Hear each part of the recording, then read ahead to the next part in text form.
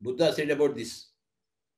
When people are native to spirituality, you have to be indifferent to them. It is called as upeksha in Sanskrit. They should not exist in your mind for you. For me, anybody who is negative towards meditation doesn't exist for me. Is as good as dead. Is not alive in my mind. It's called upeksha. You have to practice indifference, Baba. Any health problem is because of no meditation, no energy in the body. With the energy in the body, abundance of energy in the body, all problems vanish.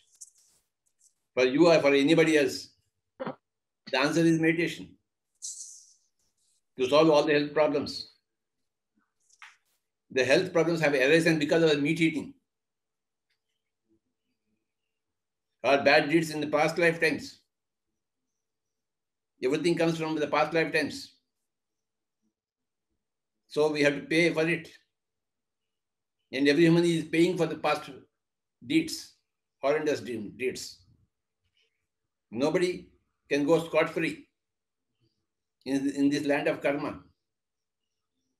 Do more meditation and heal yourself. That's all. Which you are doing already, as you yourself said. So keep to it. That's all. And clear your karma bit by bit.